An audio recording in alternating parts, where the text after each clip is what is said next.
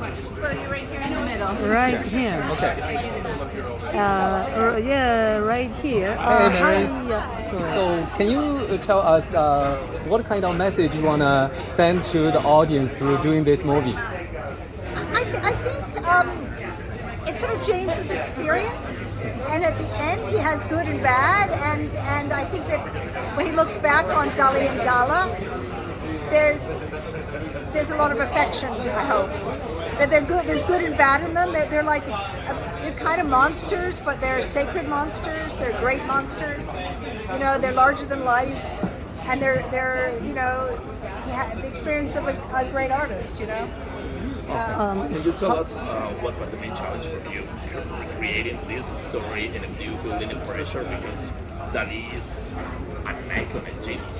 I mean, the biggest thing on any film is casting. Once you have the great cast, and once Sir Ben Kingsley signed on, that was a huge pressure off the film. Because you knew that whatever he did, he would be able to completely embody Dali, completely recreate it. That he thinks so deeply into all of his characters, and he just does so much, not just research, but almost like meditation on the character. And when he arrives on set, you know, he's got them there. He never has to find it. It's there with him. He's living with it during the period of shooting. So that was great.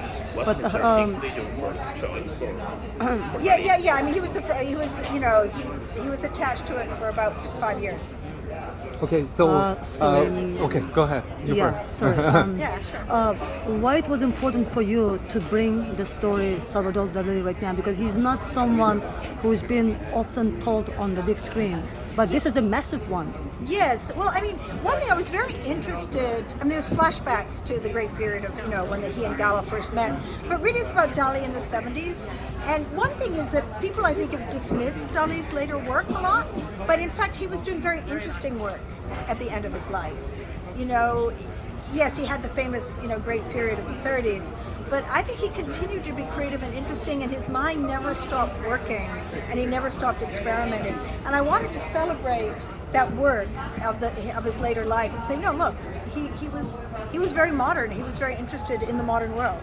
Okay, so Thank you all when so the much, Chinese friends. people We have can to watch move on this to the movie, next Yeah. when the Chinese Oh. people can watch this movie in China. Oh, I don't know. I hope everybody can watch it soon. Okay, thank you. all.